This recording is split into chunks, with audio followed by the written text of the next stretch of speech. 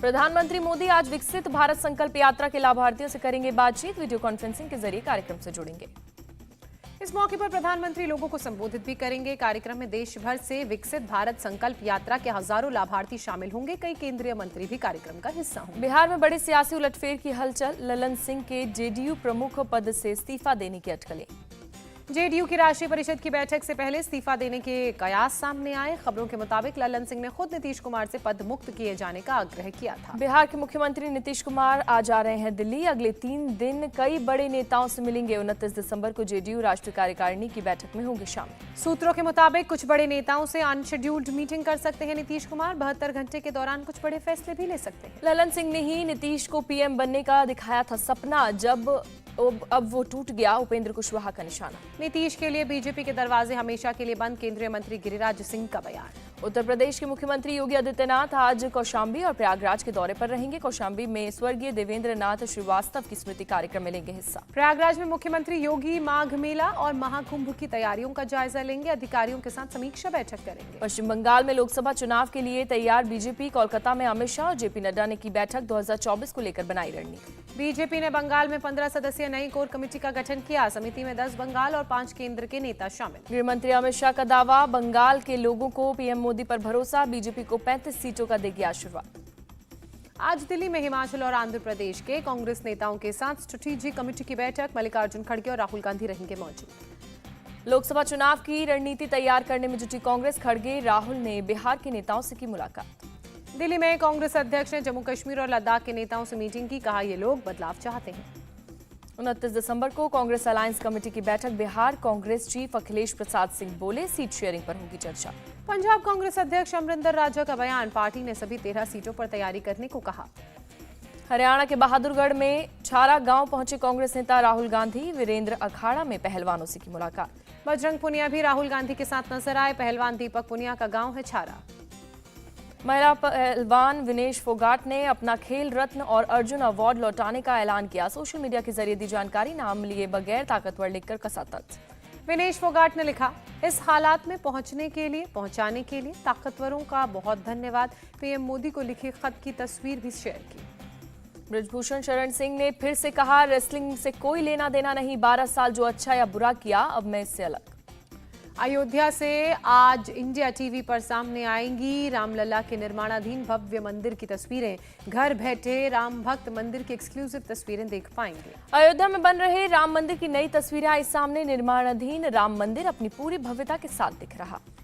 तस्वीरों में मंदिर में लगी मूर्तियां, संगमरमर का फर्श और उसमें की गई शानदार नक्काशी भी साफ नजर आई। राम मंदिर में लगेंगे सोने के जड़े हुए 14 दरवाजे। हैदराबाद में हुए हैं तैयार। भगवान रामलला के परिसर में लगाए जाएंगे 42 दरवाजे। 14 दरवाजे गर्भगृह में लगेंगे। ज्यादातर दरवाजे मंदिर में लगने शुरू हुए। राम मंदिर निर्माण के लिए 4000 से ज्यादा मुसलमानों ने भी किया दान। राम मंदिर के लिए जौनपुर के डॉक्टर अब्दुल कादिर खान ने दिया 1,11,101 रुपए का दान। कहा, भगवान राम देश की आत्मा। अयोध्या में राम मंदिर की प्राण प्रतिष्ठा से पहले भक्तों में वीएचपी देश भर में बांटेगी 1 करोड़ से ज्यादा हल्दी अक्षत कलश। मुंबई में भी शुरू की गई है खास तैयारी। राम मंदिर को लेकर कांग्रेस नेता सैम पित्रोदा का बयान। कहा, पूरा देश राम मंदिर से जुड़ा है, ये मुझे परेशान करता है। देश गलत दिशा में जा रहा है। सैम पित्रोदा ने कहा, धर्म व्यक्तिगत चीज है, इसे राष्ट्रीय मुद्दे से मत जोड़िए। राष्ट्रीय मुद्दा शिक्षा, रोजगार, तरक्की, अर्थव्यवस्था, महंगाई, स्वास्थ्य होना चाहिए।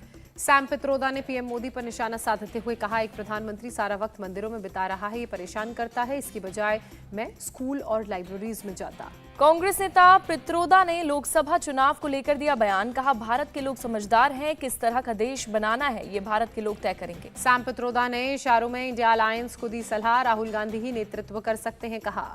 सैम पित्रोदा ने दुनिया में भारत को लेकर की बात। कहा, भारत दुनिया की नियति तय कर सकता है। हमें दुनिया के नेताओं से मिलकर बताएं हम कौन है, क्या है।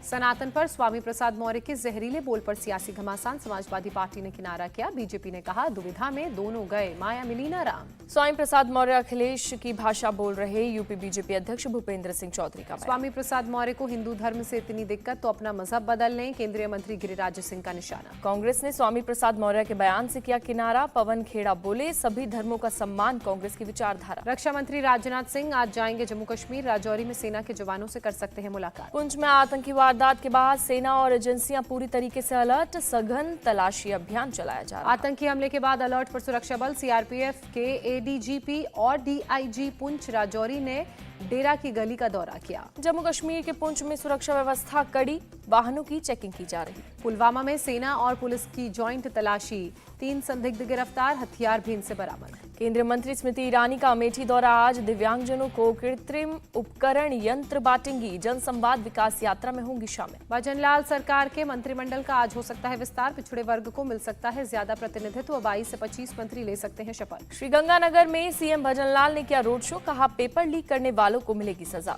भजनलाल सरकार ने गहलोत सरकार का एक और फैसला रद्द किया। 50,000 महात्मा गांधी सेवा प्रेरकों को भर्ती रद्द की। मध्य प्रदेश में सीएम मोहन यादव आज अपने मंत्रियों के विभागों का कर सकते हैं बंटवारा। कैबिनेट बैठक में सभी मंत्रियों से कई मुद्दों पर करेंगे चर्चा। भोपाल में सीएम मोहन यादव ने पंचायत ग्रामीण विकास अधिकारियों के साथ की बैठक। चल रही योजनाओं को लेकर की बात। मध्य प्रदेश कांग्रेस की कार्यकारिणी भंग, प्रदेश प्रभारी जितेंद्र सिंह का बयान। जिला अध्यक्ष और जिला प्रभारी काम करते रहेंगे। गंगा सागर मेले की तैयारियों को लेकर ममता बनर्जी आज करेंगे समीक्षा बैठक। जनवरी के पहले सप्ताह में तैयारियों का जायजा लेने के लिए सागर द्वीप का कर सकती हैं दौरा। ड्रग केस में पंजाब के पूर्व मंत्री विक्रम सिंह मजीठिया आज पटियाला में एसआईटी के सामने होंगे पेश। पिछली पेशी में करीब 7 घंटे चली थी पूछताछ। Land for job scam case में लालू प्रसाद यादव को आज दिल्ली में ईडी ने किया है समन। सूत्रों के मुताबिक लालू प्रसाद आज नहीं होंगे पेश। आरएसएस प्रमुख मोहन भागवत आज से 3 दिन तक रहेंगे असम दौरे पर। कई कार्यक्रमों में होंगे शामिल। एनसीपी चीफ शरद पवार ने कहा पीएम फेस प्रोजेक्ट ना करने से कोई फर्क नहीं पड़ेगा, चुनाव बाद होगा तय। 28 दिसंबर को तेलंगाना जाएंगे गृह मंत्री अमित शाह। केंद्रीय मंत्री जी किशन रेड्डी ने दी जानकारी। महाराष्ट्र के डिप्टी सीएम देवेंद्र फडणवीस का निशाना। मराठा आरक्षण के सबसे बड़े विरोधी शरद पवार और उनकी बेटी। जितेंद्र आव्हाड का महाराष्ट्र के डिप्टी सीएम पर निशाना। शरद पवार पर लगाए आरोप सिद्ध कर दें तो राजनीति छोड़ दूंगा। वीर बाल दिवस पर बोले पीएम मोदी, आज का युवा कुछ कर गुजरना चाहता है। साहिबजादों के बलिदान से देश ले रहा है प्रेरणा। पीएम मोदी ने कहा आने वाले 25 साल भारत के, हम सभी को देश को विकसित बनाने में जुटना है। और बढ़ गई इंडियन नेवी की ताकत। नौसेना के बेड़े में शामिल हुआ guided missile destroyer INS Imphal, BrahMos missile से है लैस। रक्षा मंत्री राजनाथ सिंह ने कहा समंदर में हमले को सरकार ने गंभीरता से लिया। ड्रोन अटैक करने वालों में समंदर से भी ढूंढ निकालेंगे। आईएनएस इम्फाल के शामिल होने पर बोले राजनाथ सिंह, रक्षा क्षेत्र में भारत की आत्मनिर्भरता और बढ़ी। आईएनएस इम्फाल नापाक मंसूबों को देगा मुंह तोड़ जवाब। नौसेना प्रमुख एडमिरल आर हरि कुमार का बयान। डीप फेक को लेकर सरकार की एडवाइजरी। कहा सभी सोशल मीडिया प्लेटफॉर्म्स को करना होगा आईटी नियमों का पालन। गोवा में टला बड़ा हादसा। नौसेना के मिग 29 के विमान का टायर फटा।